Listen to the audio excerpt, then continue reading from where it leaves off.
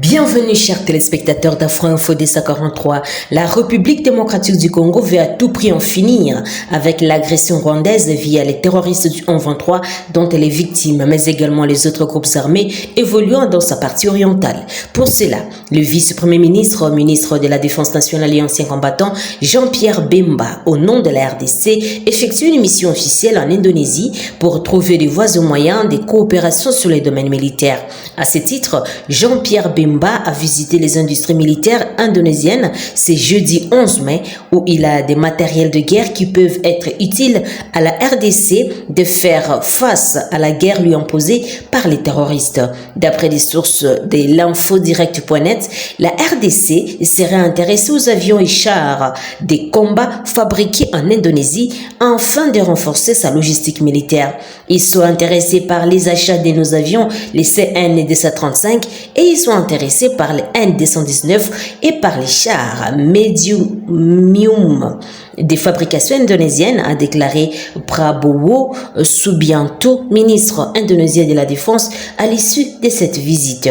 La RDC fait tout son mieux pour acquérir des matériels militaires capables de mettre hors d'état de nuire l'ennemi qui utilise, comme l'avaient reconnu les Nations Unies, les armes de haute qualité. Selon plusieurs enquêtes, dont celle du groupe d'experts des Nations Unies, la campagne militaire du 1-23 bénéficierait d'un soutien substantiel du Rwanda et de l'Ouganda. La prise de Bunagana, cité frontalière stratégique entre la RDC et l'Ouganda le 13 juin 2022, a été une première victoire importante pour le 1-23.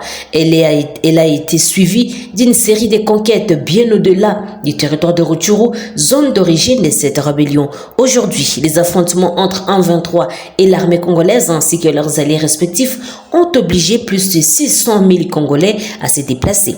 La vague d'indignation suscitée par la résurgence du 1-23 au sein de la population congolaise est compréhensible et légitime. En effet, les souvenirs des crimes graves commis par le 1-23 en 2012-2013 ainsi que ceux des ancêtres, les CNDP, RCD et les AFDEL sont encore vifs. Malgré l'existence des rapports les documentant, les atrocités demeurent impunies. Par ailleurs, la campagne militaire actuelle du 1-23 serait encore accompagnée des crimes graves contre la population civile. Depuis la prise de Bunagana par le 1-23 le 13 juin dernier, au moins 277 civils auraient été tués et 132 enlevés par le 1-23 selon les données du baromètre sécuritaire du Kivu.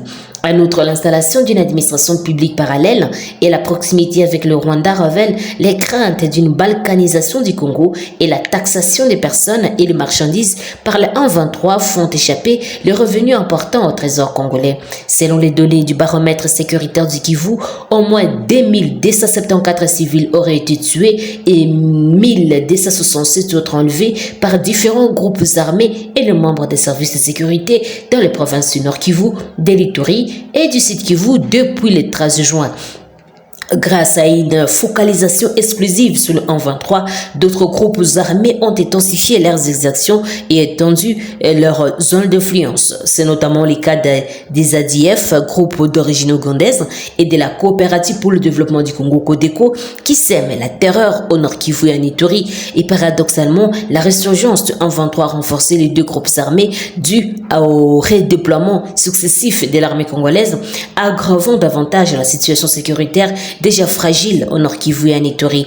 Les attaques ADF s'entendent et s'intensifient. Depuis 2014, les ADF mènent des attaques systématiques à un corps de population civile dans la région de Beni au Nord Kivu.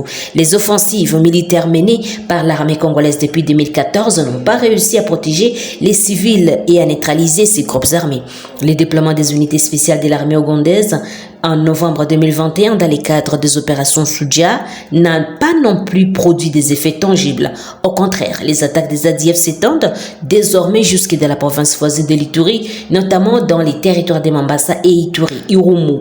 Depuis la résurgence du 1-23, les atrocités commises par les ADF ont souffert d'un manque d'attention politique et médiatique.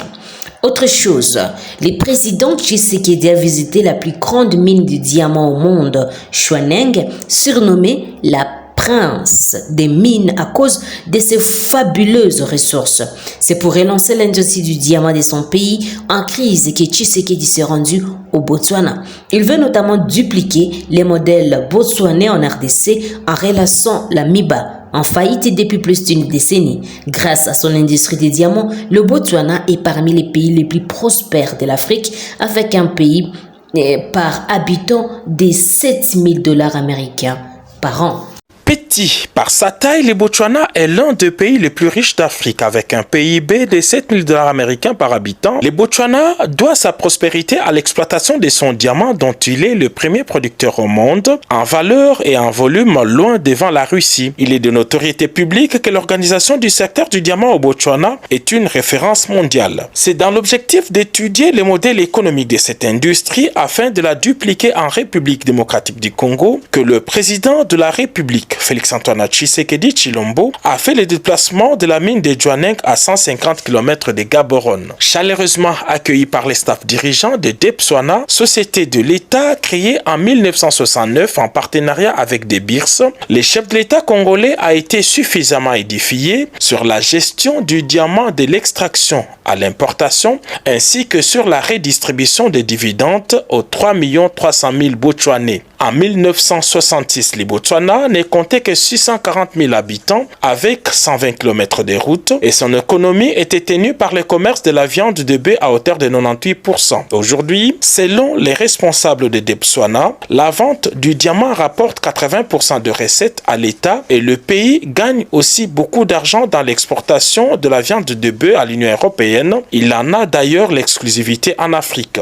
Après ces échanges, place à la visite de la mine à ciel ouvert de Jwaneng, la plus grande mine de production de diamants au monde. Le chef de l'État congolais est descendu jusqu'au fond de cette carrière. À près de 500 mètres, il a obtenu toutes des explications sur la technologie utilisée et l'organisation du travail. La mine de Jwaneng est l'une des 4 mines de diamants du Botswana. Toutes sont gérées par l'entreprise étatique Debswana qui emploie 12 000 nationaux. En 53 ans d'exploitation, cette mine a sorti 59% de sa richesse en diamants. Il faudra encore un demi-siècle pour extraire les 41% du diamant enfoui dans cette mine. J'avoue vraiment que ça m'inspire. Vous savez que la République démocratique du Congo est aussi un gros producteur de diamants. Le secteur est vraiment en perte de vitesse en ce moment. Mais je crois qu'après cette visite, nous avons vraiment les idées qu'il faut pour redynamiser notre secteur de diamants. Et c'est grâce à nos frères du Botswana et je tenais vraiment à les remercier pour cette visite. Un des experts dans la suite du chef de l'État, le secrétaire exécutif du COPIREP a bien compris les secrets des réussites des Botswanais. C'est d'abord la chaîne de la valeur ajoutée. Donc vous avez des sociétés, des entreprises qui font la production de diamants, d'autres qui font des services à valeur ajoutée comme le polissage, la taille, et d'autres qui s'occupent que de la vente, n'est-ce pas? Toute cette chaîne est une inspiration pour nous. Pour nous, c'est d'abord le sérieux dans le travail. Et l'expérience botswanaise le montre. De deux, l'implication de l'État.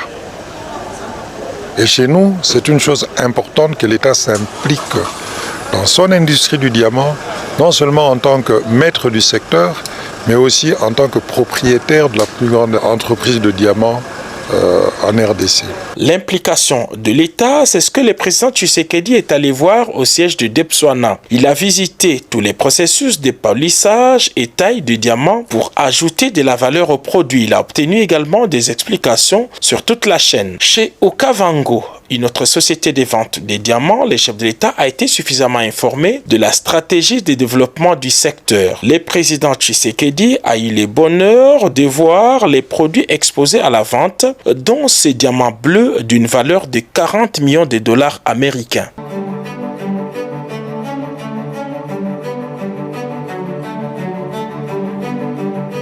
Chers téléspectateurs, merci à vous de nous avoir suivis jusqu'à la fin.